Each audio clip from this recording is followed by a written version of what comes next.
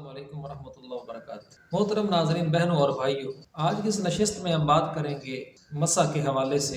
अक्सर सर्दियों के मौसम में लोग ये सवाल पूछते हैं कि क्या हम जुराबों या मोज़ों पर मसा कर सकते हैं। तो इस हवाले से शरीयत मुतहरा ने हमारी क्या रहनुमाई की है। तो जी हाँ, मुस्लिम शरीफ किताब तहारा में है कि रसूलुल्लाह सल्लल्लाहु अलैहि वसल्लम ने फरमाया, मुसाफिर के लिए 3 दिन 3 रात मुद्दत मसा है और मुकीम के लिए 1 दिन 1 रात मुद्दत मसा है। अब सादा लफ्ज़ों में यूँ कह सकते हैं कि मुसाफिर के लिए एक दिन में 5 नमाजें फ़र्ज होती हैं, तो 3 दिन में 15 नमाजें बनती हैं, जिनमें से हर दफ़ा वज़ू के लिए जो है वो मसा कर सकता है। और इसी तरह मुकीम 1 दिन 1 रात में 5 फ़र्ज नमाजें बनती हैं कि हर नमाज के लिए अगर वज़ू करता है। अब इसका आगाज़ कब से होता है? जैसे कि सही बुखारी किताबुल वज़ू में है कि मुगीरा बिन शुअबा रज़ियल्लाहु तआला अन्हु नबी अलैहिस्सलाम को वज़ू करवा रहे थे, तो जब आपके कदमों की तरफ आए, आपके पाँव मुबारक की तरफ आए, उनको धोएं, जो कि वज़ू का हिस्सा है। तो नबी अलैहिस्सलाम ने फरमाया कि इन मोज़ों को छोड़ दो, क्योंकि जब मैंने ये मोज़े पहने थे उस वक़्त वज़ू से था।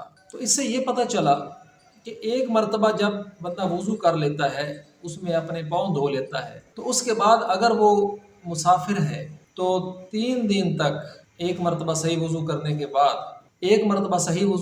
बाद, 3 दिन तक, 3 रातों तक उसे फिर हर वज़ू में पाँव धोने की ज़रूरत नहीं है, बल्कि उसने मोज़े पहने हुए या जुराबें पहनी हुई हैं, उसके ऊपर वो मसा कर सकता है। और अगर मुकीम है तो 1 दिन 1 रात जिसमें 5 फ़र्ज़ नमाजें आ जाती हैं, वो एवरी नेक्स्ट टाइम जो है मसा कर सकता है। अब इंसान वज़ू करता है तो उसके बाद वो रफ़े हाजत के लिए जाता है, छोटा पेशाब करता है या बड़ा पेशाब करता है, या फिर रीह का अखराज होता है, या फिर कोई भी ऐसा अमल के जिससे वज़ू टूट जाता है, तो उसके बाद जब वो वज़ू करता है वो मसा करेगा, सिवाय एक बात के, वो है जनाबत। अगर इंसान को जनाबत हो जाती है या इह्तिलाम हो जाता है तो उसके बाद फिर उसको नए सिरे से वज़ू करना पड़ेगा। साफ ज़ाहिर है उसके ऊपर गुस्ल वाजिब हो चुका है, तो उसको मुकम्मल वज़ू करना पड़ेगा। इह्तिलाम और जनाबत के अलावा बाकी जितने भी नवाक़िज़ वज़ू हैं, यानी वज़ू को तोड़ने वाली काम है, मसा का दुरानिया जो है वो जारी रहता है। अब सवाल यह है कि मसा करते कैसे हैं? उंगलियों को तर करके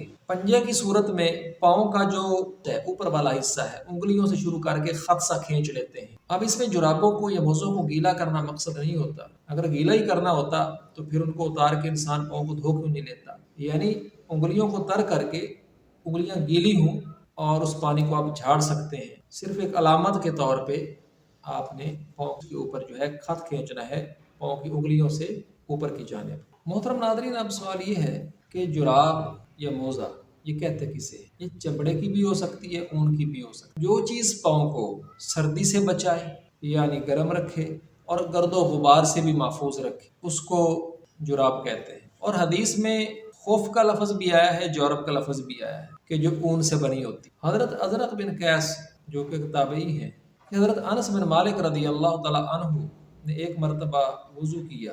जब उन्होंने अपना चेहरा और हाथ धो लिए, उसके बाद ऊनी जुराबों पर मसा किया, तो मैंने कहा क्या इन पर मसा करना जायज़ है? तो उन्होंने फरमाया ये भी मोज़े हैं, बस ये चमड़े की बजाय ऊन के बने हुए हैं। मोअज़्ज़िज़ नाज़रीन, बाज़ हज़रात का ख्याल है कि मसा सिर्फ जुराब या मोज़े पे होता है, और वो भी अगर चमड़े का हो। ये ज़रूरी नहीं है, चमड़ा का मोज़ा हो चाहे ऊन का हो, जो चीज़ पाँव को गर्म रखती है, सर्दी से बचाती है, गर्दो गुबार से बचाती है, वो मोज़ा है, तो उस पर मसा हो सकता है।